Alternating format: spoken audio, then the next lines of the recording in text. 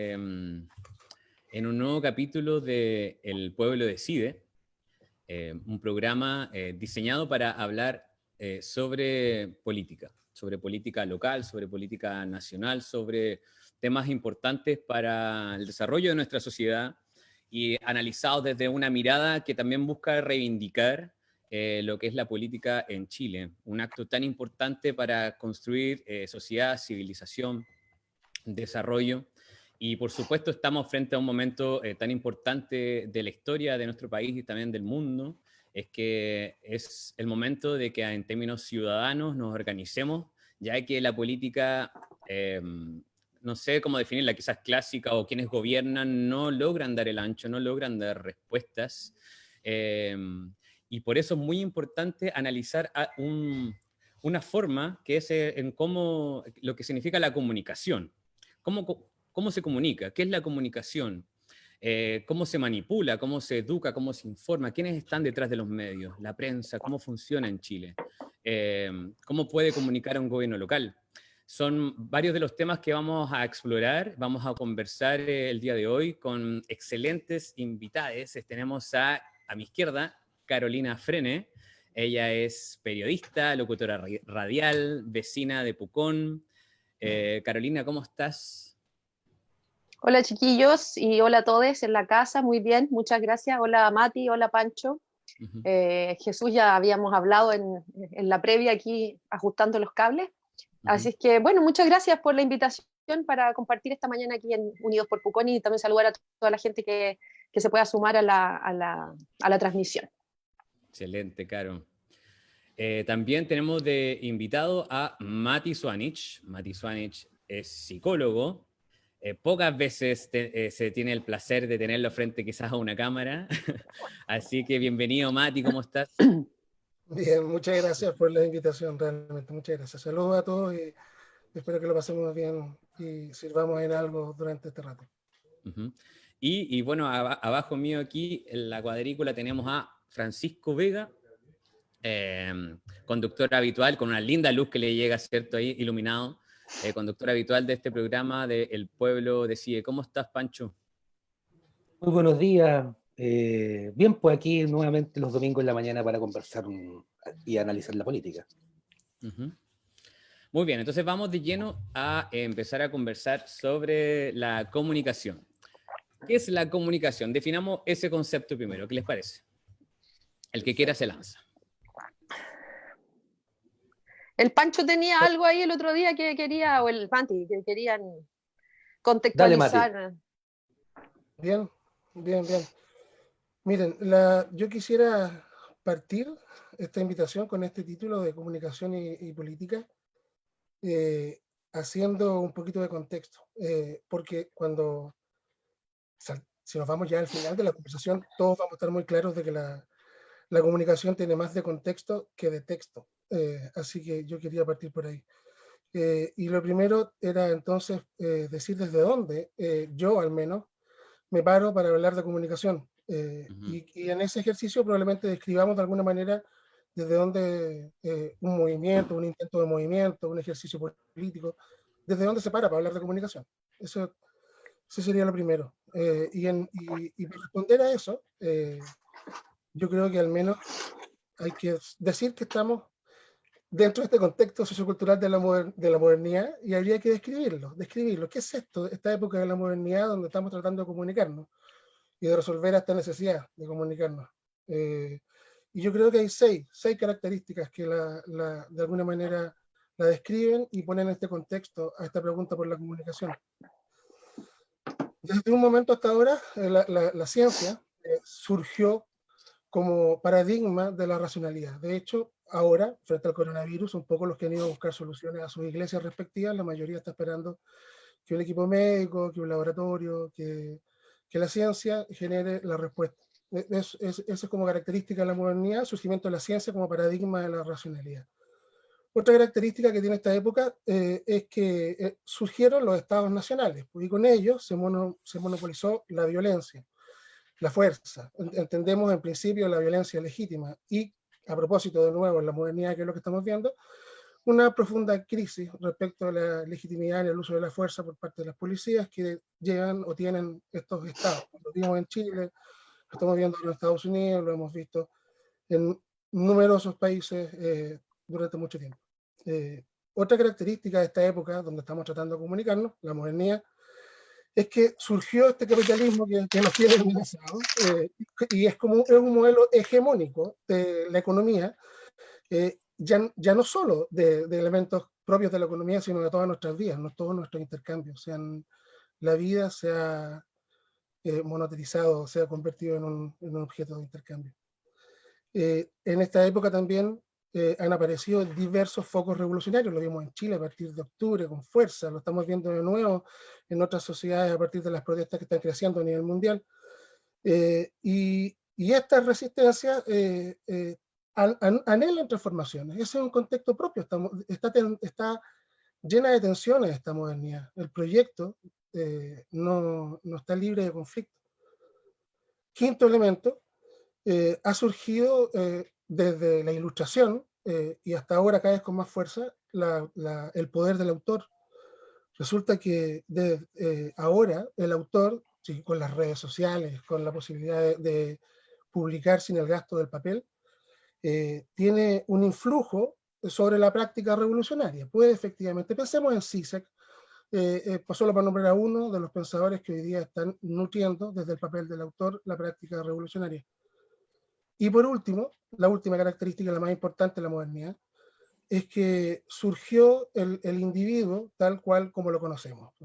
Por primera vez, el ser humano se concibe a sí mismo como portador de un mundo subjetivo propio y singular. La sociedad entonces hoy día es un conjunto de individuos, cuestión que es paradójica, porque individuo significa uno separado de otro, uno inevitablemente separado de otro. Pero ese es el contexto de la modernidad.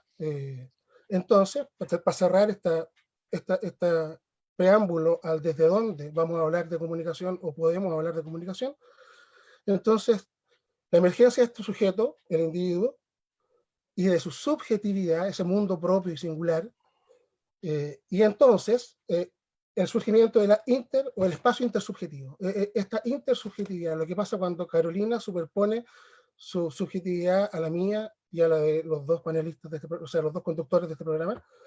Y entonces, lo social, si vamos a esto de comunicarnos en el espacio social, tiene que ver con este fenómeno de la subjetividad y la intersubjetividad. Y la comunicación surge ahí. Eso es el preámbulo desde dónde vamos a hablar, o puedo hablar yo de comunicación. ¿Qué es la comunicación? Es la respuesta a una necesidad. ¿Qué necesidad? ¿Cómo alter se conecta con ego? Eso es. ¿Cómo alter se conecta con ego y coordinan, construyen? Porque la comunicación, al menos desde la mitad del siglo pasado, dejó de ser para la filosofía y para el conjunto de los pensadores, digamos, que se dedican a construir instituciones académicas y pensamiento filosófico, se llamó giro lingüístico de la filosofía, lo que ocurrió a mitad del siglo pasado, y el convencimiento de que la comunicación no es un fenómeno de mensaje emisor y receptor, sino que es un proceso de acción social a través del cual se construye la realidad en que vivimos. Son mecanismos de coordinación y acción formales que ocurren a través de la superposición de nuestros espacios intersubjetivos, valga la redundancia, y el encuentro entre las personas. Lo vamos a ir conversando con tiempo durante esta conversación, de nuevo, valga la redundancia. Muy interesante todo lo que ofrece Mati dentro de su análisis, que es la comunicación, porque también incluso se adelanta en algunas ideas que vamos a ir conversando en avanzada. Ahora, Pancho, ¿qué piensas tú? Me habías comentado un poco sobre el análisis de la comunicación ya directamente instalado desde la mirada de la política y cómo se utiliza la comunicación. Esta comunicación que supuestamente es un dar y recibir, pero hoy el recibir, hay algo ahí, hay un ruido. Bueno, cuéntanos. Yo partiría diciendo primeramente que voy a diferir un poquito en las matices que plantea Mati, en tanto yo asumo que es efectivamente muy importante hablar de comunicación, pero fundamentalmente porque la comunicación es el medio que tienen los sistemas sociales de organizarse. ¿A qué me refiero con esto? Me refiero a la idea de que en el fondo nosotros los individuos somos entorno de la sociedad. Por lo tanto, nosotros en nuestro comunicar constituimos una realidad emergente diferente que vendría a ser los sistemas sociales, el sistema económico, el sistema cultural, el sistema político. Por lo tanto, es muy importante hablar de la comunicación porque es el medio por el cual se organizan estos sistemas. Si uno mira ya en concreto un ámbito en particular de un campo de la sociedad que vendría a ser el campo político, a lo menos uno podría encontrar 3 ámbitos en donde la comunicación política juega un papel fundamental. El primero, a mi entender, el que está vinculado a las polity, que en el fondo son las organizaciones o jurisdicciones que organizan el espacio político. Cuando hablo de jurisdicciones me refiero a una nación, una región, una comuna, una junta de vecinos. ¿Por qué es importante este ámbito? Porque en el fondo el que detenta el poder está en una relación con a los que está representando, y ahí tiene que haber un juego efectivamente de comunicación, que en algunos casos se puede transformar en propaganda propiamente tal, o se puede transformar también en marketing. O sea, cómo un gobierno en el fondo construye un mecanismo de interacción con el resto de la sociedad, sean individuos, sean actores sociales como organizaciones, o con otros sistemas que podrían ser, por ejemplo, otros países. Ahí encontramos un elemento que yo creo que es importante y que en el fondo, para el caso de Pucón, vendría a ser relevante porque tenemos una administración local en nuestra comuna que de alguna otra manera hace o no hace comunicación política. En segundo lugar, creo yo que es importante porque la comunicación política regularmente se asocia mucho a campañas. Y claro, uno puede pensar en las campañas políticas propiamente tal, pero también puede pensar en las campañas que hacen los gobiernos en el campo de las políticas públicas. Yo siempre me acuerdo en los años 90 cuando aparecieron una serie de formas de comunicación política, de la vida buena, que bueno, que estaba vinculado ahí en ese tiempo más bien con los jesuitas, pero en el fondo todo gobierno genera de alguna otra manera formas de comunicación para persuadir, disuadir, fomentar acciones de la comunidad. Paralelo, como había dicho yo, también tiene que ver con las campañas electorales puntualmente, y ahí yo creo que es relevante en la medida en que la comunicación comunica, valga la redundancia, atributos de ciertas personas, pero también define atributos con respecto a proyectos políticos o bien a eslóganes que aparecen dentro del imaginario político para que en el fondo en la disuasión las personas puedan decidir a favor o en contra de un candidato. Y en tercer lugar, creo yo que es re importante vincular la comunicación y la política en la línea más bien de cómo los cuerpos políticos difunden sus ideas. No sé, la Brigada Chacón, por ejemplo, en el caso del PC y todo lo que ha sido la construcción de comunicación política urbana a partir de los pliegos que se desarrollan en la muralla, los mismos murales, o bien, para el otro lado, el rol que juega el Mercurio para los sectores más reaccionarios. Por lo tanto, hay un tercer elemento ahí que está vinculado a cómo cada uno de los actores políticos en la escena difunde sus ideas. Perfecto. Ahora, el tema de la prensa, como de cierta forma, y voy contigo, Caro, ¿cuál es el rol de la prensa en todo esto? Y también la prensa local, o sea, lo importante para poder construir una nueva forma de comunicarnos que reivindique, uno, la comunicación, y dos, pueda la política de cierta forma tenga un nuevo espacio para ser replanteada y la gente también se sume a participar. ¿Cuál es el rol de la prensa aquí? ¿Y cuál ha sido el rol de la prensa también en Chile? También Pancho hablaba un poquito recién de eso también. Bueno, yo creo que todos han escuchado, todos hemos leído en algún momento o escuchado incluso porque es un lugar común, ya es un cliché, que la prensa es el cuarto poder. Lo hemos escuchado todo y suena como, ¿qué significa esto? Que la prensa es el cuarto poder. Bueno, yo quisiera como pragmatizar un poco la conversación y llevarla al campo de lo que sucede en nuestro país, de lo que uno puede observar. Hay un estudio que se hizo a solicitud del Consejo Nacional de Televisión hace un par de años para determinar cuáles eran quiénes son los propietarios de los medios de comunicación en Chile. Y bueno, como todos deben saber, hay una concentración de medios que es la más alta, de hecho, de Latinoamérica en Chile, de medios de comunicación. Eso significa que los medios de comunicación están en manos de grandes grupos económicos, y no solo de muchos grupos, sino de algunos específicos. Y hay algunos que son asociados a la prensa escrita, otros asociados a la prensa, digamos, a la televisión, a las radios, pero también hay mucha transversalidad en la posesión de los medios. En el caso de los operadores de lo que es prensa escrita, tenemos por un lado el consorcio del Mercurio, ¿cierto?, que está liderado por la familia, se me olvida este apellido tan simple de pronunciar, Edwards. Esta familia Edwards. Y por otro lado tenemos la familia Sayé, que es la que controla, la que mantiene el grupo controlador de Copesa, que son los dueños de la tercera como cabeza, digamos, más visible. De ahí para abajo se empieza a articular un mono que no solamente tiene patas en la comunicación, en la difusión de ideas, en esta vocación democrática de informar a la comunidad. ¿Por qué entonces es importante saber quiénes controlan los medios? Porque los que controlan los medios de comunicación, además en Chile, controlan la economía. Tienen inversiones en el área inmobiliaria, tienen inversiones en el área agroindustrial, tienen inversiones financieras, agrícolas, editoriales, en el área de servicios. Entonces, no es inocente, bajo ninguna circunstancia, que quienes controlan los medios, además controlen los medios de producción. Y ahí hay un detalle que no es menor, menos aún en una sociedad que está caracterizada, no lo digo yo, lo dicen los manuales, lo dicen los libros, por ser uno de los países donde el modelo neoliberal se ha llevado al extremo.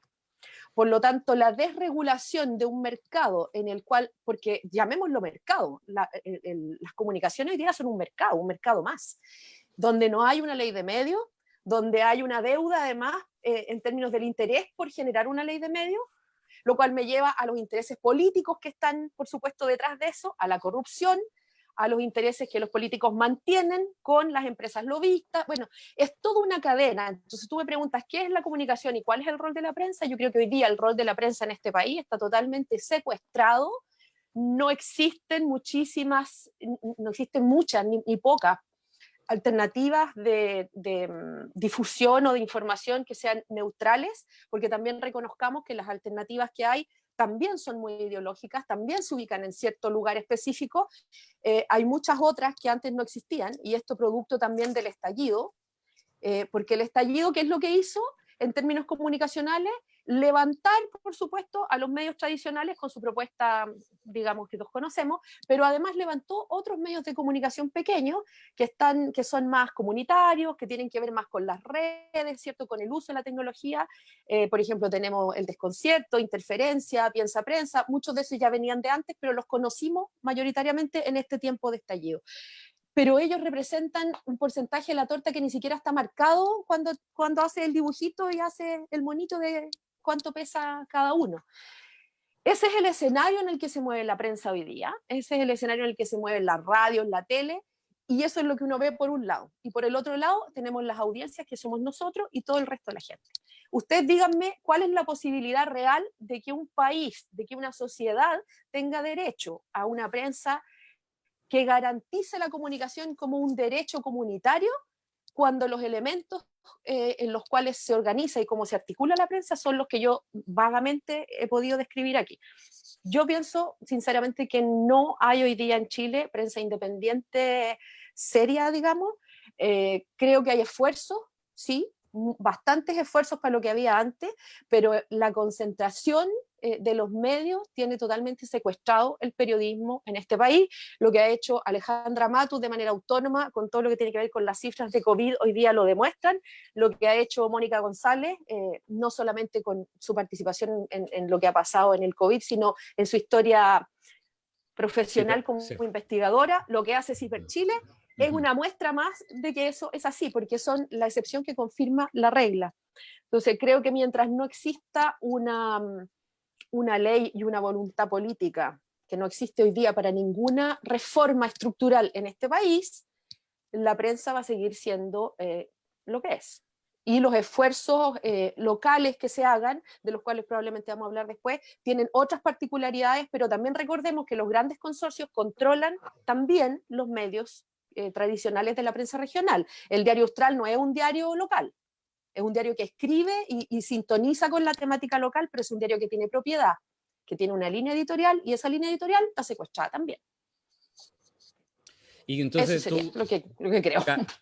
Caro, ¿qué piensas tú? O sea, ya entonces sería antiético que los grupos empresariales estén involucrados en los medios de comunicación, o ¿hay algún lugar donde es posible que eso sea y que se camine también dentro de esa libertad que se maneja tanto? Yo no creo que sea antiético, lo que creo es que la regulación es demasiado laxa, como lo es en toda la participación privada en áreas que deben tener una garantía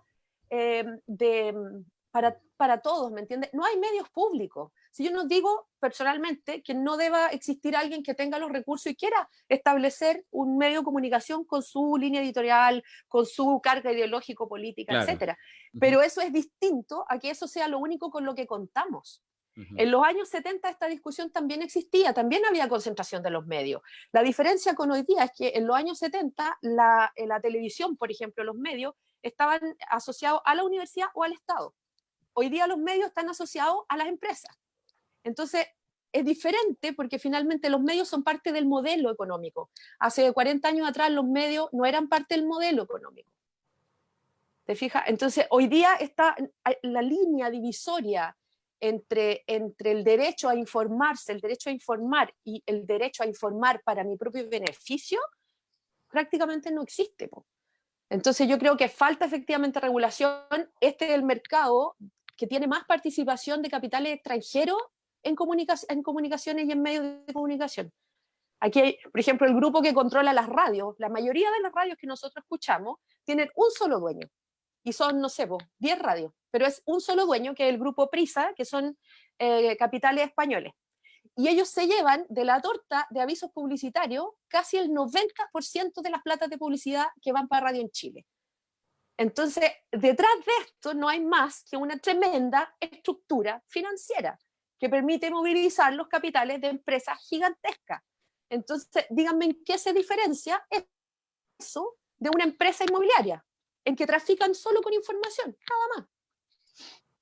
Bueno, ese tráfico también lo hemos visto cómo se ha plasmado en el Parlamento, en el Congreso, digo, que finalmente son políticos que tienen detrás, está SQM, estuvo Penta, o está, y un montón, y están organizados finalmente, el modelo permea en todos los espacios también de gobernabilidad, ¿cierto? Sería interesante que también conversáramos un poquito cómo se ha manejado el tema del COVID. Hablaste de Alejandra Matus también. ¿Cómo se ha manejado la comunicación? El que quiera tomar la palabra. Yo solo les tiro nomás para empezar, les tiro estos pequeños conceptos, ¿no? Con los que se ha manejado, porque tú partiste, Francisco, también hablaron de propaganda, ¿no es cierto?, de cómo la comunicación se mueve en una delgada línea con eso. Yo les tiro solo la cuarentena dinámica, el retorno seguro, el contagio programado, loco. ¿Qué es eso? ¿Alguien me puede explicar de verdad la nueva normalidad? ¿Cómo articulamos una propuesta de comunicaciones, de difusión de información vital para la población en tiempos de pandemia, cuando recurrimos a este tipo de estrategias burdas, que además nos asumen a todos como seres totalmente imbéciles, en que no somos capaces ni siquiera de juntar la declaración del lunes con la del martes? A mí me supera, me enrabia, y sé que no soy la única, revisar las redes sociales oficiales, revisar la prensa, ver la tele y ver cómo nos tratan como si fuéramos imbéciles. Esa es la palabra, porque de verdad nadie puede creer a esta altura que algunos de esos conceptos sobre los cuales se articula la estrategia comunicacional de un gobierno en tiempos de pandemia nos van a permitir movilizarnos. Ahí se las dejo para que me digan qué opinan. Mati. Mira, yo en lo personal creo que no hay estrategia. Creo que estamos frente a un gobierno que está absolutamente... Yo creo que sí hay una estrategia, Mati. Y mira, es que la No, mira, puede ser. O sea, por supuesto que las posibilidades siempre superan mi imaginación. Pero lo que yo entiendo de nuevo al analizar esto desde la perspectiva de las comunicaciones es que lo que está en crisis es algo que va más allá del fracaso de este gobierno en particular y de su absoluta incompetencia a la hora de cada uno de los temas que asume al momento de gobernar y su total desconexión con la ciudadanía y los intereses de la República. Yo creo que lo que está en juego efectivamente son las comunicaciones, por eso ya que estamos hablando de eso, y eso es lo que tiene en juego la política, los partidos, los proyectos políticos que surgen y que se han ido cayendo rápido. ¿Por qué? Porque no asumen la relevancia trascendental de comunicar bien, que no asumen que comunicación es acción social, y que entonces supone muchas cosas que como la educación hoy día es un bien difícil de adquirir, y aquella que es pública se ha intentado dañar de cuantas formas ha sido posible durante décadas, difícilmente accede a toda esta visión necesaria que hay que tener a la hora de comunicar, coordinar, hacer acción. Estoy pensando en lo que decía Carolina y los medios, en ese nivel de concentración en gente que sí, probablemente tuvo acceso a la mejor formación posible, quizás en las mejores universidades del mundo, y desde un privilegio absoluto comprende cosas que probablemente nosotros no estamos ni siquiera empezando a visualizar.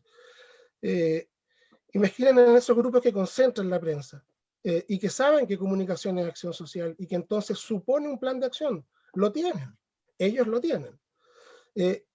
Esta acción social también implica, por supuesto, actores que interactúan entre ellos, y implica un saber concordante. Es imposible coordinar acción entre nosotros si no tenemos un saber concordante o una interpretación común de una situación problema. Por ejemplo, hoy día hay 4 personas en esta conferencia porque los 4 creemos que Pucón vive una crisis política macanuda, rotunda. Macanudo, hace O sea, tiempo no escuchaba esa palabra, macanudo. No puede Es ser como más de los papás, folclórica. así. No puede ser más folclórica la situación política de Pucón. Entonces, claro, eso nos convoca y tenemos esta convicción compartida, una intersubjetiva, una convicción que se comparte intersubjetivamente entre 4 actores en esta conferencia. Bien, también entender la acción social supone o implica entender que hay una intencionalidad detrás de esta coordinación. ¿Qué es lo que busca la acción social? Busca dominar, busca resolver una situación, problema. De nuevo, pensemos en esta concentración de la riqueza y la concentración de los medios de comunicación. Ellos tienen un plan de acción, ellos tienen convicciones compartidas intersubjetivamente, ellos buscan dominar y resolver. Y ahora, otro ejemplo contrario de la vereda del frente. Pensemos en Jean Khalil. ¿Qué fue Jean Khalil? ¿Qué fue el fenómeno comunicacional de Jean Khalil?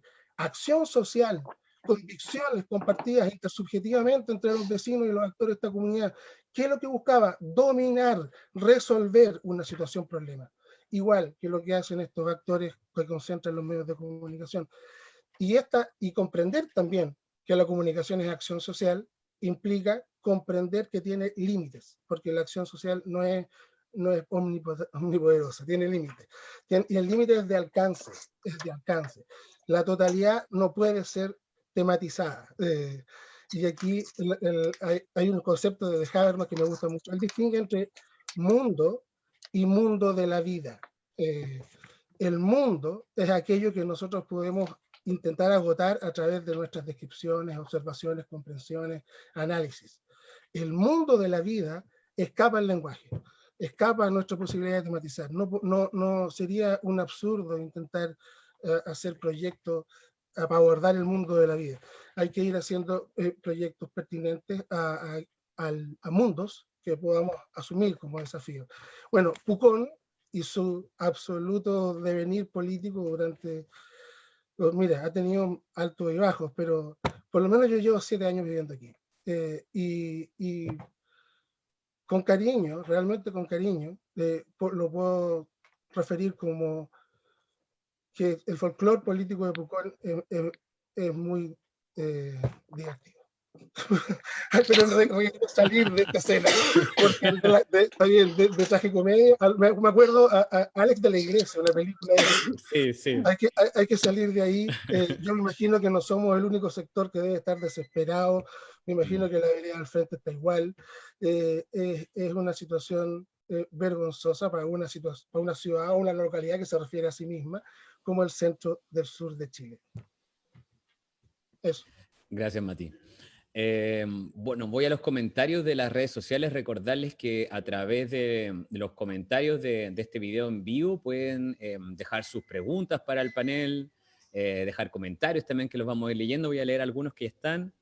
F. Valladares Bejar dice: el cuarto poder del poder es la prensa y el cuarto poder del pueblo son las redes sociales.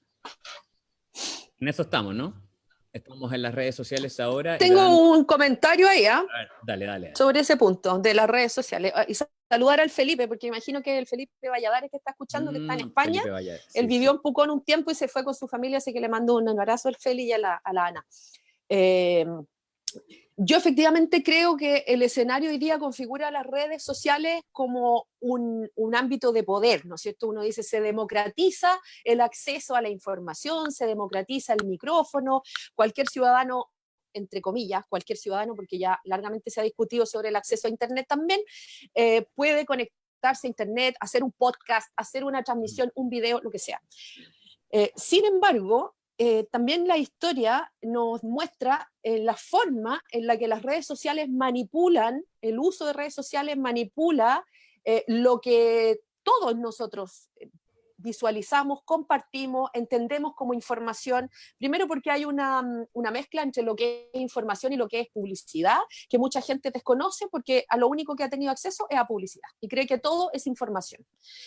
Y segundo, porque las redes están configuradas por algoritmos, por mecanismos, por estos, ¿cómo les llaman? Logaritmos y cosas matemáticas que uno no entiende y no ve, donde tú terminas viendo en tus redes sociales el mundo que el algoritmo ha construido para ti. Y tú te inventas una realidad en la que tú participas y que juras que es mucho más que binaria, pluralista, y no lo es.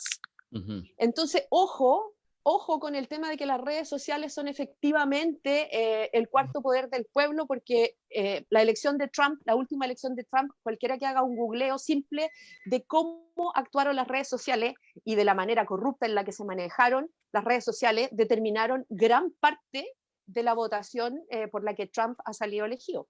Entonces, ojo con el tema de las redes sociales. Yo no creo que haya que satanizarlas bajo ninguna circunstancia, pero creo que tragarnos completamente el pescado de que las redes sociales nos van a abrir un camino a la pluralidad es dispararnos en los pies. Creo que tenemos que ser mucho más abiertos para darnos cuenta que es una herramienta hoy día de propaganda, de publicidad y de control. Dice aquí en los comentarios, Lenga Sabores dice: es importante también la brecha educacional que pueden ser estas redes respecto al empoderamiento local o comunitario. Por ejemplo, defender los ríos, pero es fundamental que conozcamos la ley medioambiental, o sea, también como un espacio para educarnos, las redes sociales. Sí, porque, oye, a todos nos debe haber pasado que hemos visto algún artículo y hemos leído el puro título y lo retuiteamos, lo recompartimos, y no tenemos pero perna idea de lo que se trata y nos ponemos a opinar y a dar lectura sobre situaciones de las que tenemos cero conocimiento. Y decimos, hoy, ¿por qué? Por decirte, la municipalidad X no hace esto. ¿Por qué el alcalde o la alcaldesa X no hace esto? A lo mejor no lo hace, muchas veces concordamos que es por incapacidad, inoperancia, intereses políticos, pero también porque a veces los marcos regulatorios no lo permiten. Y uno es re bueno para empezar y darle nomás, no, es que no hacen nada, no hacen nada, pero de qué manera nos informamos y nos educamos también para poder hacer y devolver la pelota de manera constructiva. Gracias. ¿Pancho? Dame. A ver, yo creo que aquí tocamos un punto que creo que es fundamental a la hora de entender los diferentes enfoques que han existido con respecto a la labor que tienen los poderes políticos en cuanto a la comunicación. ¿Por qué lo digo de esta manera? Porque nosotros en Chile somos el experimento neoliberal, en tanto aquí se asumió que era imposible planificar, y por otro lado había que dejarlo todo a la gestión y al libre albedrío de los mercados. ¿Por qué lo digo de esta manera? Yo me eduqué leyendo el Fortín Mapocho, pero ya en los años 90, específicamente Eugenio, ¿cómo se llama? Eugenio Tironi, cuando llegó a ser director de la Secretaría de Comunicación, planteó que la mejor política era la que no se hacía. Por lo tanto, él planteó ahí la lógica de, bueno, esto se puede regular solo.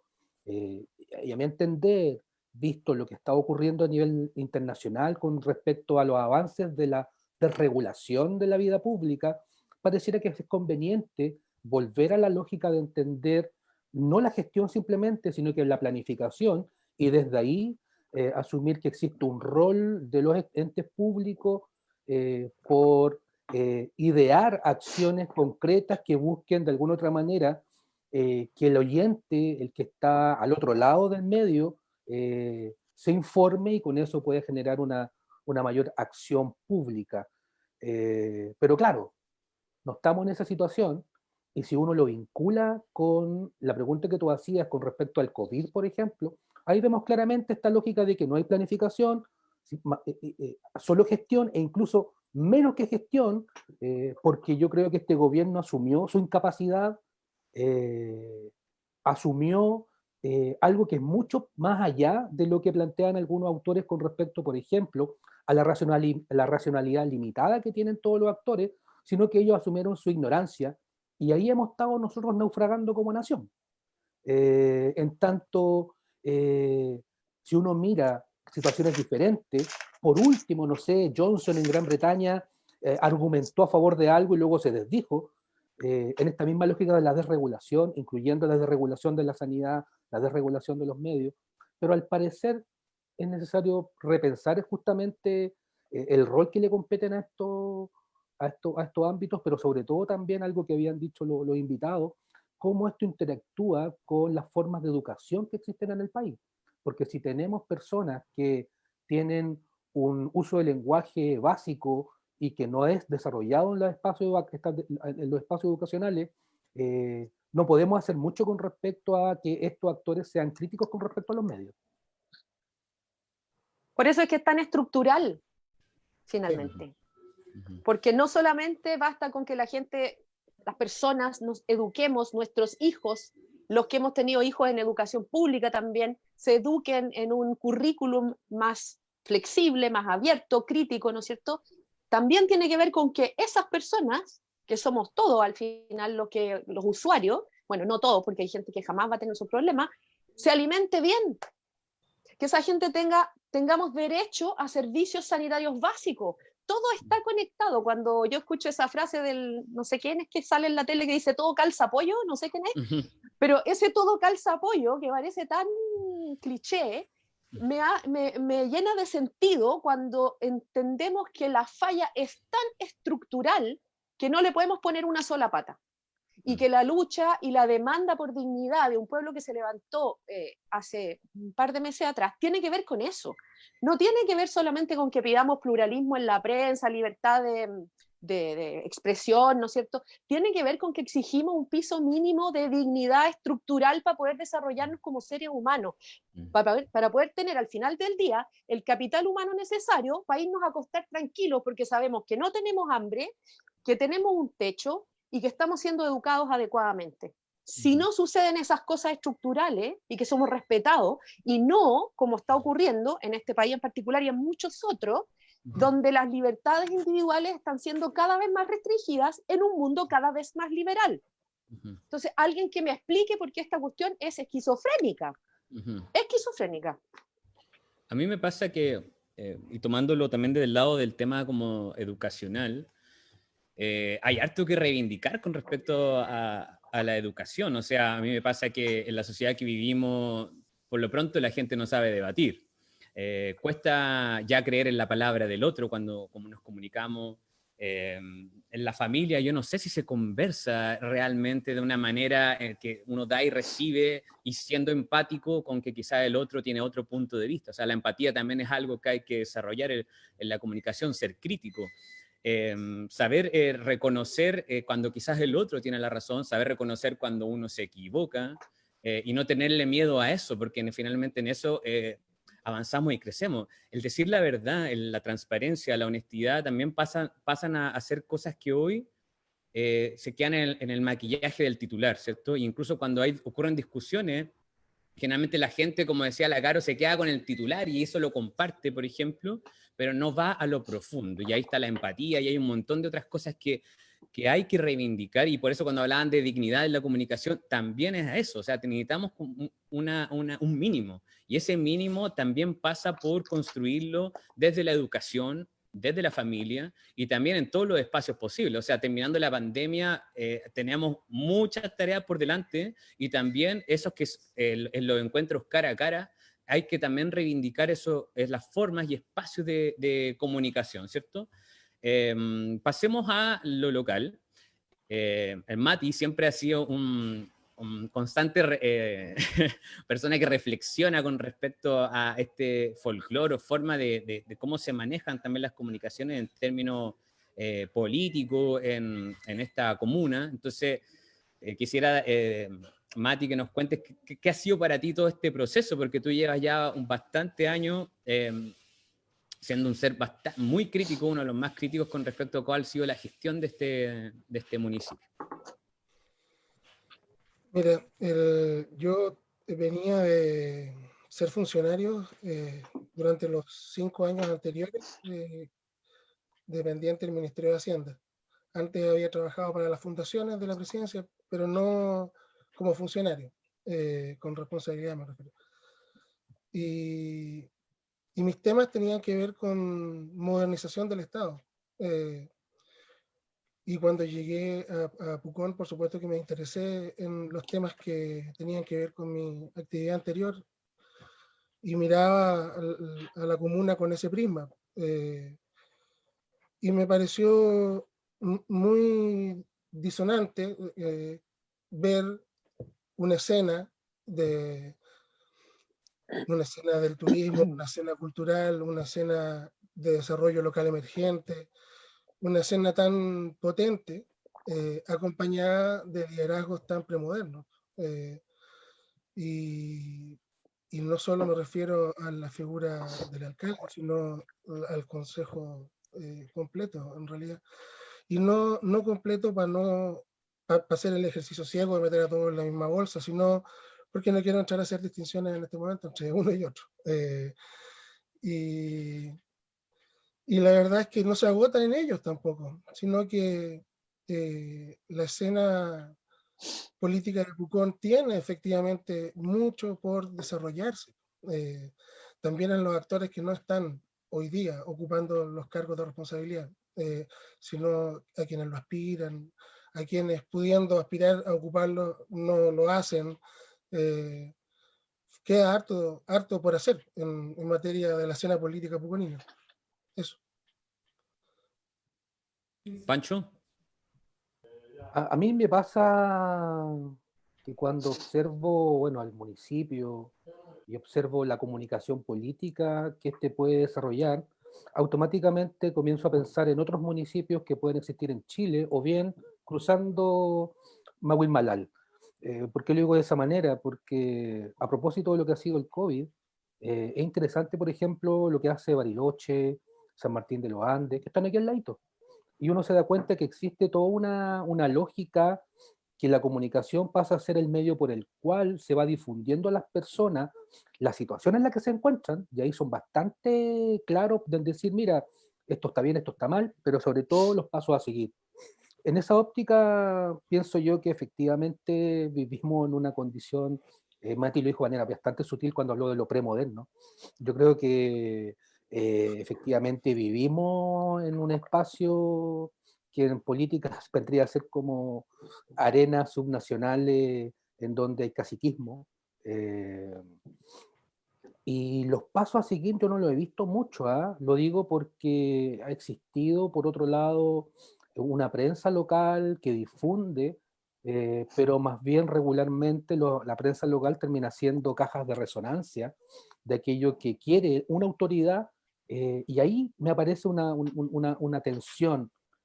Dado que estamos en condiciones como las que hemos estado hablando, el problema es que no se distingue el rol del municipio de las autoridades que son, valga la redundancia, autoridades de ese municipio. Y eso a mí es muy preocupante. ¿Por qué lo digo de esta manera? Porque las instituciones, ya sean los municipios, los gobiernos regionales, el gobierno, tiene que ver con una estructura que les es propia, y esta, cuando se permea por ciertos liderazgos, termina siendo un brazo armado nomás de ese liderazgo. Caro, ¿cómo lo ves tú? Mira, yo creo que hay un problema estructural de nuevo y que tiene que ver con la falta de incentivos y la falta de apoyo a la generación de medios locales. Es muy difícil en un pueblo pequeño, en una pequeña ciudad, establecerse como medio de comunicación, independientemente que haya hoy día muchas más facilidades técnicas que antes. Antes jamás se nos habría ocurrido posible, por ejemplo, una comunicación como la que estamos teniendo hoy día. Entonces, en ese contexto, es cierto que también se han facilitado un poco los espacios, pero mantener un medio de comunicación local es muy difícil. Si uno va a las comunas de la región y conversa con los periodistas o con la gente, los gestores de comunicación que están a cargo de canales, te aseguro que nos llevaríamos una sorpresa saber cómo mantienen a flote sus iniciativas de comunicación, llámese pequeños canales, diarios, etc. Y eso genera un problema que es vital y que complejiza todo. Y es que se convierten, como dice Francisco, en espacios que terminan siendo subsidiados por el municipio de turno, ya sea en la forma de arriendos permanentes de los espacios televisivos, por ejemplo, o de los espacios físicos de diarios o de espacios digitales, o en la forma de pequeños reproductores, porque en el fondo son el único canal oficial autorizado para transmitir la información sobre la gestión pública. Entonces ahí se genera un círculo vicioso que es muy difícil de romper y que cuando tú no tienes, por el otro lado, por razones que ya explicamos, el criterio suficientemente formado para tener una actitud crítica frente a eso, te convierte simplemente en un consumidor que se traga completamente el pescadito y con suerte bota como los gatitos que muestran así en la tele. Sí. Entonces hay un problema de base ahí.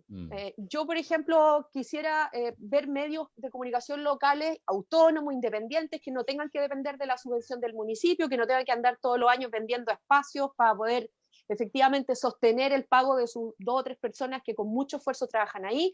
Y no quiero satanizar el trabajo que hace la prensa local, porque creo que hay que rescatarlo. El trabajo de la prensa local es vital para los ciudadanos de una comuna. Y es vital que los ciudadanos lo apoyemos, pero apoyarlo no significa, bajo ninguna circunstancia, no criticarlo o no tener una visión amplia y abierta respecto de la forma y el fondo de lo que comunican. En Pucón, particularmente, yo creo que hay mucha carencia de prensa, como en todos los pueblos chicos, y esto no es algo que nos pase a nosotros nomás, y en todos los municipios pasa lo mismo, el municipio se convierte en el portador de noticias. Si llevamos esto como a una escala más amplia, veamos lo que pasa con los medios de comunicación que replican las minutas de prensa que llegan de los ministerios, que llegan del nivel central y que se convierten en noticias de prensa que vemos después de gente que está siguiendo a las autoridades entregando cajas en las villas, en las poblaciones, a la gente que necesita. Y esa es la prensa. Y eso es lo que nos comunican. ¿Qué hay detrás de esa comunicación? Hay simplemente una prensa que está recibiendo una cosa, tragándosela entera, digiriéndola un poquito y mandándola para afuera. Pero no hay un ejercicio crítico, y eso es porque no tenemos instalada la capacidad para separar el derecho a una comunicación social, digamos, como derecho nuestro de la ciudadanía, de esta especie de relacionismo público de los medios de comunicación. Al final se han convertido en relaciones público del poder de turno, porque digámoslo también, no solamente tiene que ver con el poder hoy día instalado en esta comuna o en el gobierno, sino que de todos los gobiernos anteriores, cada uno ha hecho lo suyo. Y la prensa ha colaborado de manera displicente y abierta con todos los poderes instalados en la administración pública, con todo el aparataje. Es como un engranaje más. No lo veo separado. Y eso es peligroso, porque la prensa en sí misma debería ser un solo engranaje, poderoso, pero no, es parte de un engranaje mayor. Y eso es un tremendo problema para los pequeños pueblos como el nuestro, porque además se comunica lo que, o sea, uno ve lo que es cosa de ver qué es lo que se comunica y cómo. A ver, si caminamos hacia adelante y soñamos un poquito con un gobierno local que se replantea este tema de las comunicaciones sin boicotear lo que ya existe. Porque yo, como consumidor también de radio, escucho, por ejemplo, la radio Lago Villarrica, de repente sintonizo y veo a escucho a José Antonio Cast publicitando para que se sumen a su partido, o demonizando un poco el movimiento social, o lo que empezó a suceder desde octubre, y la gente que sintoniza escucha solo eso, no hay nada que le ofrezca una contraparte. Prende la tele, ve TVN, ve Canal 13, y es lo mismo, ¿cierto? Mira, para darte un solo dato, salió un estudio de una que se llama Conecta Media hace 3 o 4 meses, no, hace menos, el 8 de abril, que estudió cuántas veces los alcaldes aparecían en la tele. Y según eso, no lo digo yo, lo dice el estudio, tengo una fotito por ahí, después la puedo subir. El alcalde Lavín, entre el 1 de marzo y el 8 de abril, tiene 101 visitas a la televisión, o sea, apariciones en televisión por visita. El gallo se tomó el trabajo de ir, caminar y entrar a un estudio. El segundo que lo sigue tiene 54 y es Carter, de la Florida. Después tenemos a Evelyn Matei con 52, que es de Providencia, después a Alessandri de Santiago Centro con 47 y Katy Barriga de Maipú con 40. De ahí se desglosa, sigue Codina, que tiene, no sé, 40, 20 y así. ¿Qué tienen que hacer los alcaldes en la tele? 101 veces, 50 veces, 54 veces. Contraloría se ha pronunciado respecto de ese tipo de cosas. ¿Por qué la tele recoge y acoge este tipo de personajes, y a muchos otros, por cierto, en situaciones de que la prensa debería estar haciendo otra cosa? Y todos naturalizamos que está bien. O por último, le damos como bombo en fiesta en las redes, ¡ay, qué hace este gallo aquí de nuevo! Pero nada cambia. Nada cambia. Lavín sigue todos los días en los matinales. De hecho, está lleno de memes, ¿no? Que todos lo hemos visto de su permanencia y su presencia en los matinales. Entonces, un poco como para complementar lo que decías tú. Mira, mirando hacia adelante, yo quisiera volver a poner algunas categorías que, si bien vienen como desde autores que pertenecen al mundo de la academia, son súper concretas y aplican a todo lo que estamos comentando. Cuando entendemos entonces que la comunicación es acción social, tenemos que empezar a analizar las características formales de la comunicación. Cuáles son los mecanismos de coordinación que se pueden dar de manera formal en la comunicación. A modo de ejemplo, la construcción de acuerdos es un mecanismo formal de coordinación. La influencia es otro mecanismo distinto de coordinación, muy distinta al acuerdo, por ejemplo, que responden a lo que se puede llamar distintos modelos de acción a la hora de ir a hacer acción social. Cuando uno se va a encontrar con el otro sujeto en el espacio intersubjetivo para construir la sociedad en que vivimos y al mismo tiempo determinarnos entre nosotros en nuestra individualidad, podemos actuar de acuerdo a 3 modos de acción. Un tipo son los modos de acción estratégicos. Y creo que buena parte de la crisis de la política y que de la sociedad y de cada uno de nosotros, incluso de nuestros espacios familiares, tienen que ver con que hemos colonizado el mundo de lógica estratégica. Hemos abordado todos los espacios de nuestra subjetividad con esa lógica. Eso en términos de Habermas, por ejemplo, si uno lo describe desde otro autor, Cornelius Castoriadis, un ex diputado y filósofo griego, que lo pondría en términos de lógicas de control o lógicas de autorrealización, como dos lógicas esquizofrénicas, que alguien me explique, por favor, decía Carolina hace un rato, cómo se dan estas cosas. Bueno, hay dualidades que nos constituyen como en nuestra subjetividad y que se expresan en nuestra sociedad, en conflicto permanente. Y dentro de modelos para entender estas acciones, entonces yo quería proponer tres.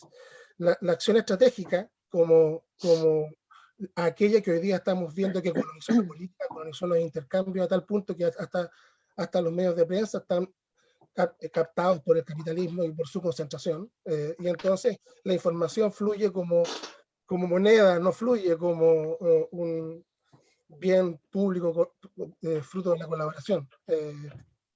Miren, el modelo estratégico de acción se caracteriza por ser utilitarista, perseguir medios y fines. O sea, la maximización de utilidades, o lo que a veces es mucho más importante, es la maximización de las expectativas de utilidad. Esto es súper importante cuando se hace a través del mecanismo de la influencia, porque si yo, vendedor, le hago creer a mis posibles compradores acerca de las expectativas de utilidad que tendría tal acción, por supuesto, por ejemplo, podría llegar a producir el efecto que tiene la lógica estratégica, que es intencionar el éxito propio, como alternativa 1, cuando es la lógica estratégica aplicada de manera directa, o cuando se aplica de forma indirecta, influenciar en el cálculo de posibilidades que hacen los otros actores de la sociedad, cosa que en su movimiento también generen mi maximización de utilidades. Este tipo de relaciones que tienen que ver con el intercambio y con el poder, con el orden institucional, como hace un rato Francisco nos llevaba a entender la lógica de las comunicaciones en política, bueno, están capturadas por lógicas estratégicas. Ejemplos también de esta lógica estratégica, la relación, como les dije hace un rato, entre el oferente y el demandante, pura lógica estratégica. La relación entre los que mandan y entre los que obedecen es pura lógica estratégica, pero hay otros modelos de acción. Y estos otros dos son, uno, el modelo de acción no estratégico, que tiene como objetivo poner la razón al servicio del entendimiento. Entonces yo me junto con ustedes a conversar hoy día, no para hacerles creer que votar por X personaje va a ser lo mejor que le podría pasar a cada uno de ustedes y a todos nosotros en conjunto, sino para que generemos un encuentro intersubjetivo donde podamos construir valores comunes y entonces generar una vía para la legitimidad de la norma, que es lo que hoy día no existe. Hoy día tenemos puras normas ilegítimas, producto de acción estratégica. De hecho, la Constitución está hecha por los amigos del dictador. Así de concreto es que nuestras normas son lógica estratégica ilegítima, no responden al entendimiento, no responden a la superposición de subjetividades. Y por último, hay un tercer grupo de acciones y que es fantástica, que son las acciones dramatúrgicas, que no son ni estratégicas ni no estratégicas, sino que las acciones dramatúrgicas entran todos los artistas y los creadores, que es cuando el actor se representa a sí mismo y proyecta su subjetividad. El lenguaje tiene también un nivel performativo, podríamos decir, donde a veces no nos quieren influenciar ni quieren acordar algo con nosotros, simplemente nos quieren impresionar con su subjetividad. Y esa es el arte y tantas cosas más que son fantásticas, por supuesto. A mí me han impresionado, debo reconocerlo. Sí, por supuesto. Todos los días me impresionan, de hecho, a cada rato. Los artistas de Niño Central, ¿sí tú? Pucha, a esta altura me impresiona todo. Seré yo, señor, que estoy susceptible.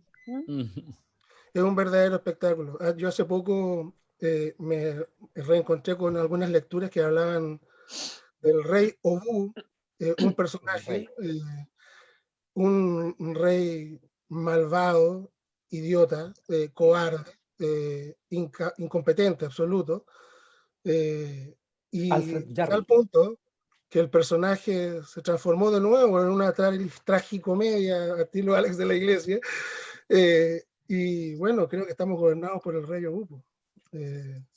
Tenemos al patético grotesco, absolutamente incapacitado, y su séquito de patéticos grotescos, liderado por Mañalich y compañía.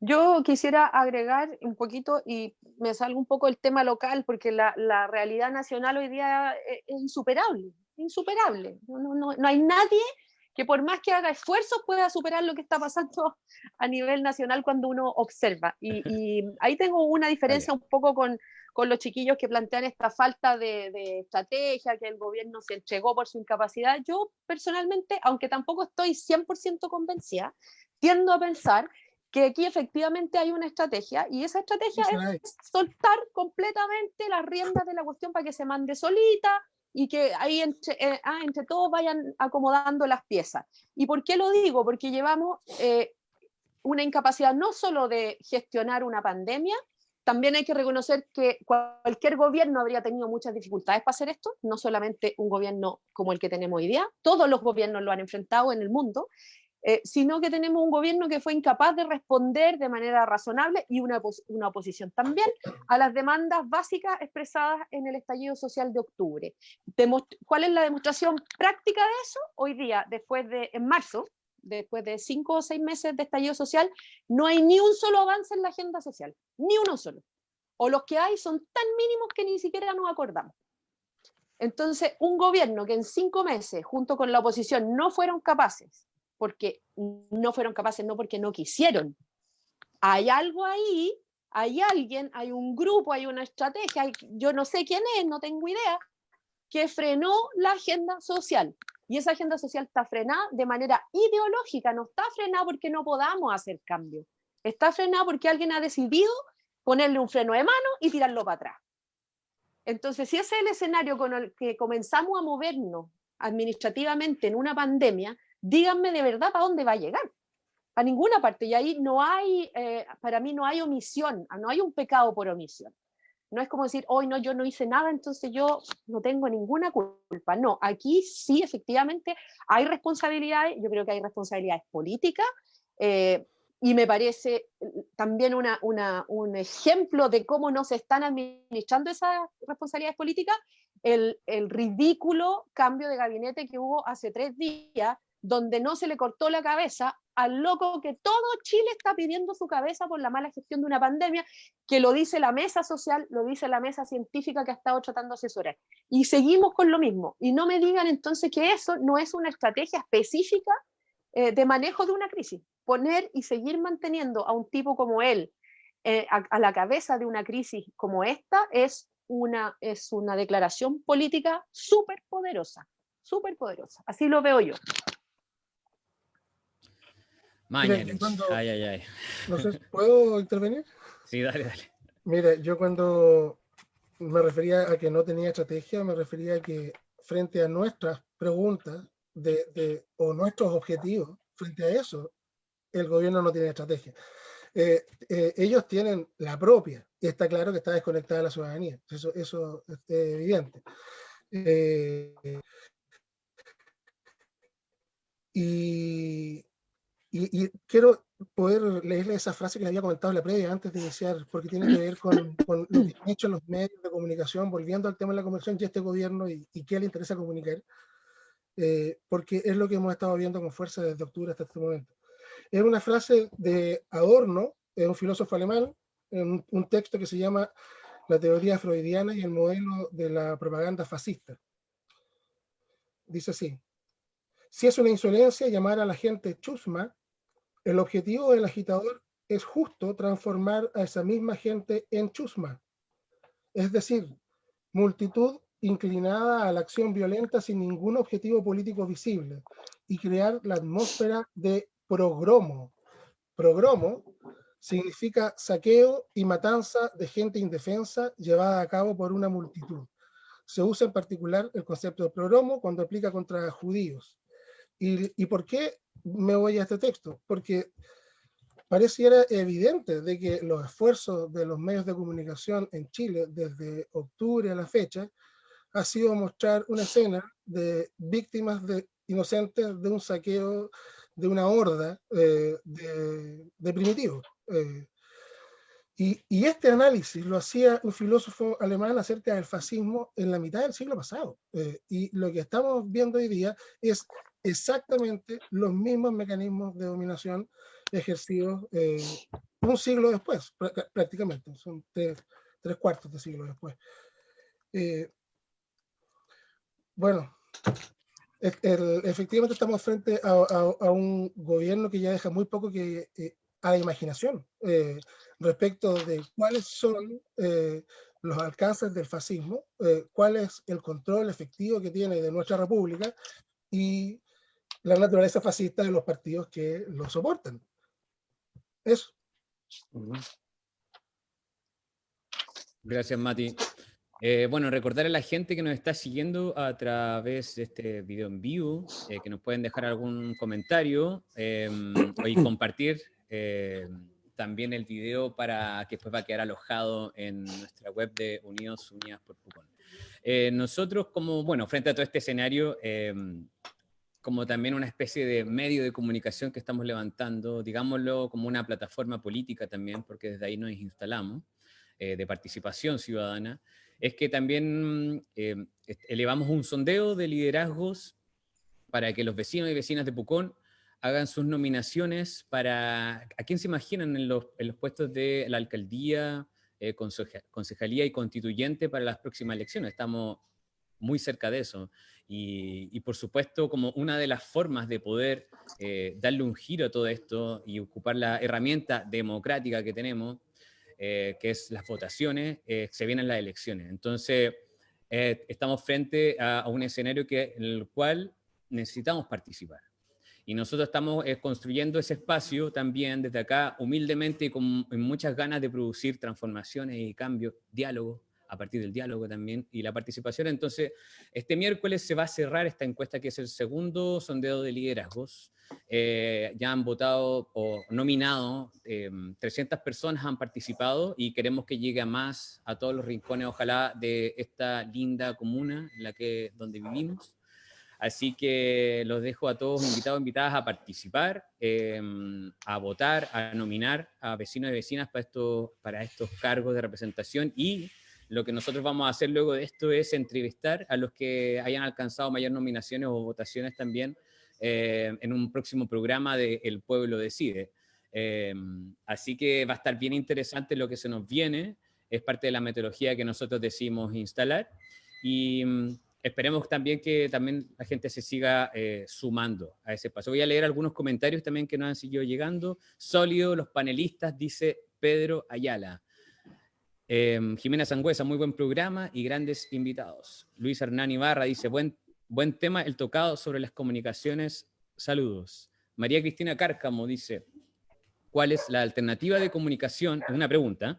¿Cuál es la alternativa de comunicación y, por tanto, de influencia de la opinión pública, de la sociedad civil, dada esta aplastante realidad de la prensa actual?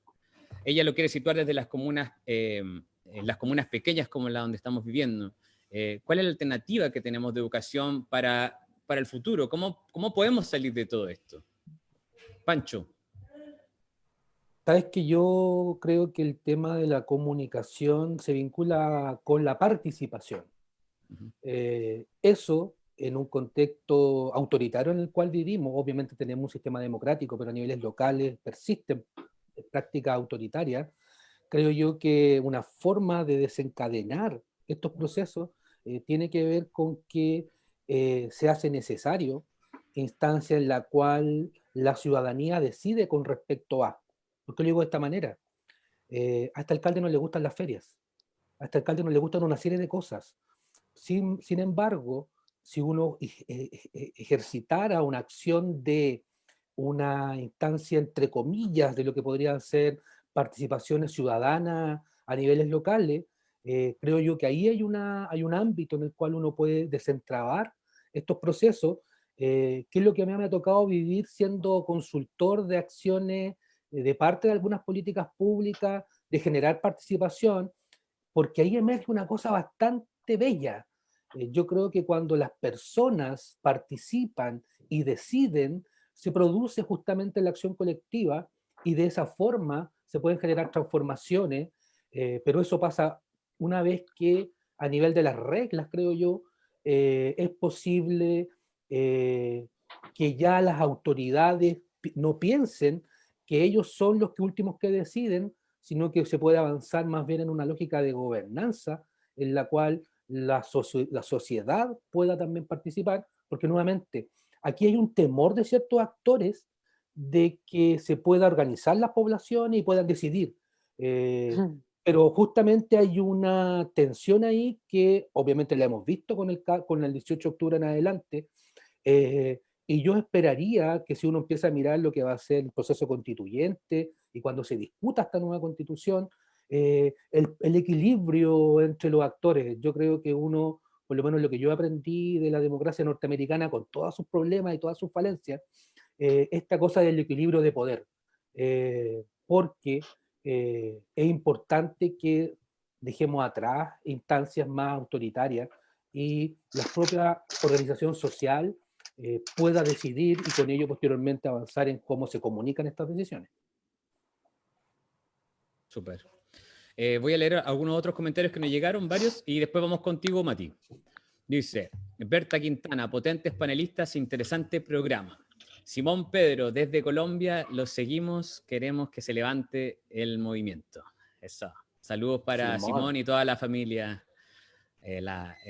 viajera, ¿cierto? Ah, el Simón. La manada. Sí, Andrea Travini dice, buenas palabras, Caro, perdón. Yo no tengo color político porque ninguno me hace ruido en cuanto a la acción transparente. Esto debiera cambiar cuando existan entes que controlen las irregularidades y corrupciones de todas las instituciones. También pienso en el día en que se mire con altruismo el querer hacer surgir un país sin el rencor del pasado. Vamos a salir adelante, pero si seguimos en esto, seguiremos. Operancia al terremoto del de Bachelet. Burocracias es otra enfermedad de todos los gobiernos. Mati. Quería intentar responder a la pregunta anterior que hacían. Mati, ¿estás ahí? Sí. No sé si me escucha.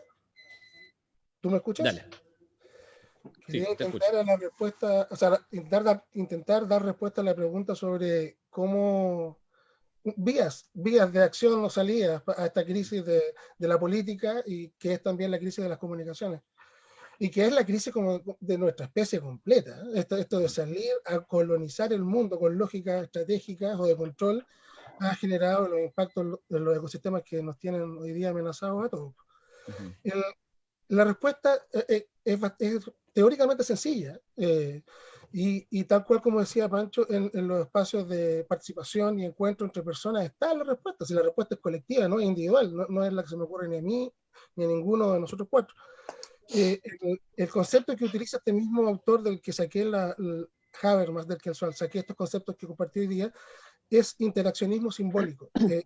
Y con eso él se refiere a esta relación donde el individuo y lo social se determinan mutuamente y se construyen a diario.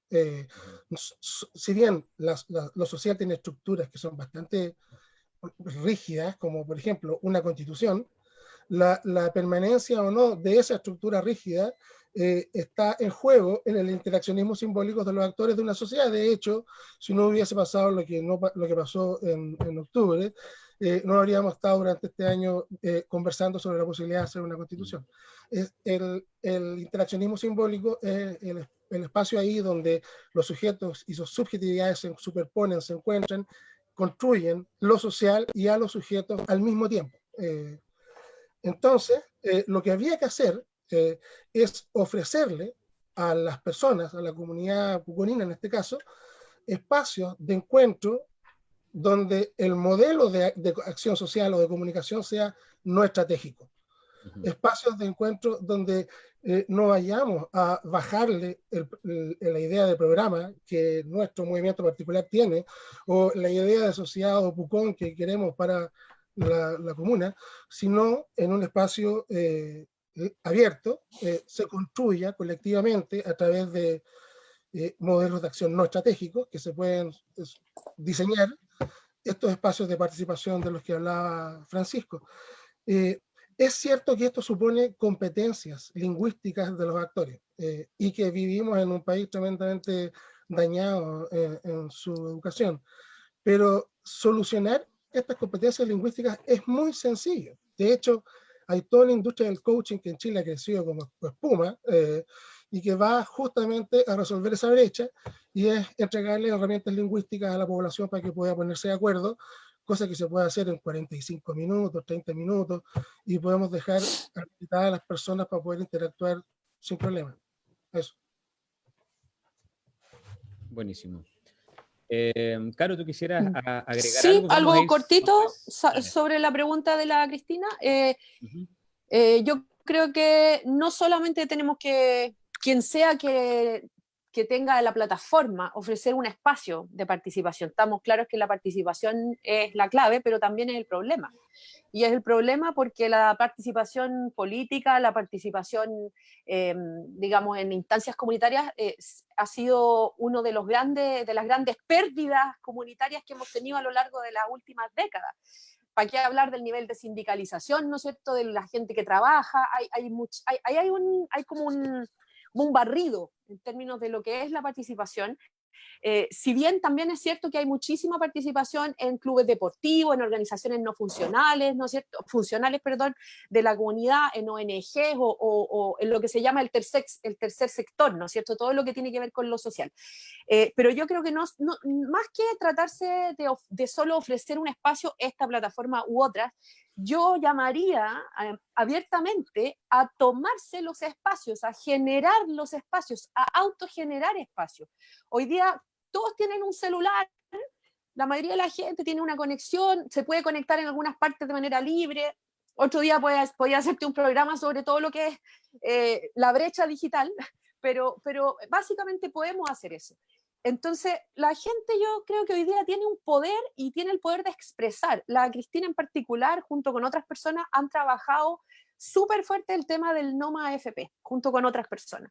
Ahí hay una comunicación que también hay que hacer, y para eso hay que ocupar las redes, y a eso me refiero con tomárselas, con hacerse responsable de aquellos ámbitos en los que nosotros nos desarrollamos, en los que tenemos posibilidad de participar y de colaborar, y apoyar esa comunicación en las cosas que te parezcan, digamos, relevantes y que no solo tienen que ver con la política como se entiende siempre, que, ay, a mí no me gusta la política. No, todo es político. Tu club deportivo es político. Tu ida a la iglesia o no ida a la iglesia es política. La forma en la que asumes tu consumo en el supermercado es política. Entonces, todo lo que hacemos es político y desde ahí podemos comunicar y avanzar. Y hoy día la tecnología nos permite en pequeña o gran escala compartir ese tipo de opiniones, difundir ese tipo de opiniones, a lo mejor entre nuestros cercanos, pero eso es un primer paso para la participación. Entonces, yo llamaría a las organizaciones de base a que a lo mejor se podría hacer, alguien podría hacer un pequeño taller donde se enseñen las cosas básicas de la configuración de una pequeña cápsula, por ejemplo, informativa. Son pequeñas cosas que no requieren a lo mejor grandes inversiones, pero que en términos del rédito social son tremendas. Y hoy día tenemos todas esas herramientas a mano. Entonces, creo que por ahí habría que partir como una forma muy pequeña de contribuir. Súper. Tenemos entonces muchas tareas por delante. Quisiera leer los últimos comentarios que nos han llegado. Y, a ver, Felipe Valladares dice nuevamente, si entendemos que no se puede cambiar el sistema desde el centro del poder, hay que centrarse en el cambio del ámbito en el que vivimos, ámbito local y territorial. Y veo que en Pucón hay capacidad humana y profesional para lograrlo. Luis Ibarra Millaqueo dice, la mayoría de la participación ciudadana que genera la municipalidad es a través de los dirigentes sociales y lamentablemente ahí tenemos una cierta manipulación. Lo comento también siendo un dirigente social. Circocine Danzagua dice, ¿cómo podemos crear masivamente medios de comunicación, dar a conocer a todos los pobladores, ya que observamos que generalmente somos los mismos que logramos acceder y la gran mayoría no logra saber que existen diversos medios que comunican otra visión? Lenga Sabores dice, ¿cómo ven ustedes el desarrollo de una estrategia de desarrollo de empoderamiento local que permita la superusada participación? Que es finalmente lo que estamos hablando ahora último también. Es vital buscar acciones para una participación más horizontal y considerando las características urbano-rural de nuestra comuna. César Barrientos dice, hay que estimular la vida en el barrio, que los vecinos se reconozcan como tal. Y bueno, ahí también colgando un poco lo que decía Luis Ibarra, el tema de las juntas de vecinos, las organizaciones barriales también, hay que buscar de qué manera nos podemos resignificar eso en términos también de comunicación y participación. ¿Alguien quiere decir una palabra cortita? Porque ya vamos a empezar a cerrar el programa. Solo agradecer la No, yo invitación. agradecer, bueno, agradecer la invitación y agradecer a la gente que comenta, a la gente que se dio la lata de escucharnos en un día domingo a esta hora. Así que muchas gracias. Yo siento que todos desde nuestras posiciones como personas, digamos, tenemos una responsabilidad, cada uno la asume de la manera que estima éticamente adecuada para construir una mejor comuna y una comuna en la que no debería, siento yo, haber ningún predominio de un grupo sobre otro. Aquí nosotros estamos hablando un poco entre cuatro paredes, ya yo había manifestado un poco eso en nuestras conversaciones previas, y la idea de estos programas también es que se multiplique la difusión para que todos podamos comentar, no solo estar de invitados, sino que tener una opinión. Eso es como lo que a mí me interesa como fin último, es que tengamos una opinión de las cosas. Y atenti nomás, atenti, todo el mundo cuando lea la prensa pare la antena, todo el rato. Ese es mi consejo como periodista, atenti cuando lean la prensa, cuando vean la tele, chiquillos, cuestionense qué está detrás. Cambiar de canal no es suficiente. Cambiar de canal y hacer zapping no te garantiza pluralismo. Entonces, seamos críticos, hagamos el ejercicio, leamos más, busquemos otras cosas que a lo mejor no nos gustan, pero tenemos que leerlas, tenemos que abrir nuestro paradigma también. Así que eso, atenti todos nomás a cómo nos educamos y a cómo colaboramos con una sociedad mejor y más digna para todos, ¿no?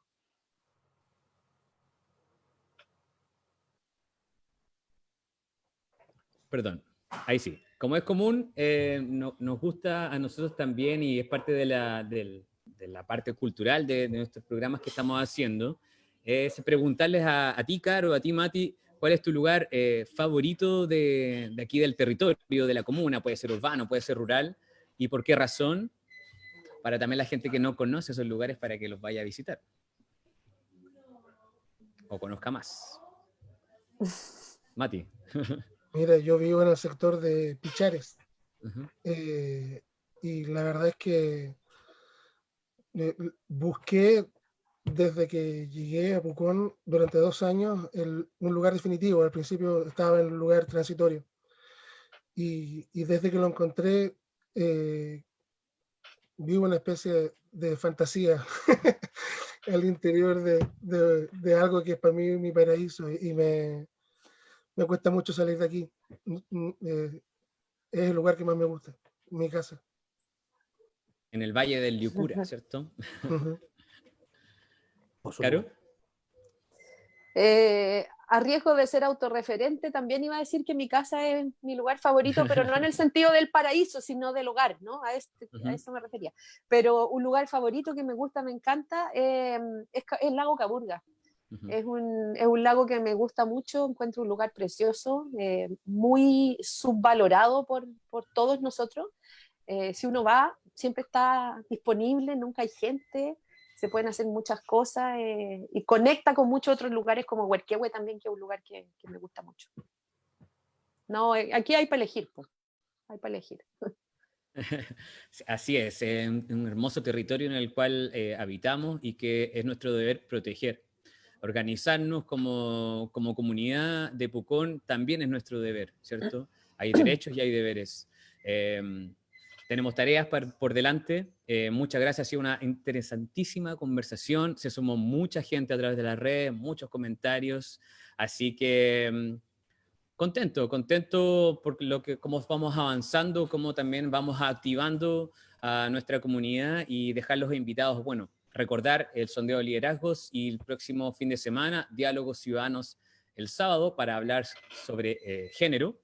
Y el domingo el pueblo decide, si todo nos va bien con el tema de la encuesta del sondeo y la gente accede a participar, quienes han sido mayores nominados, vamos a tenerlo también en este espacio de conversación. Así que nos seguimos viendo. Mati, Caro, espero que puedan estar próximamente también en otro programa. Pancho, muchas gracias, cuídense mucho, mucha fuerza, puro Nehuen.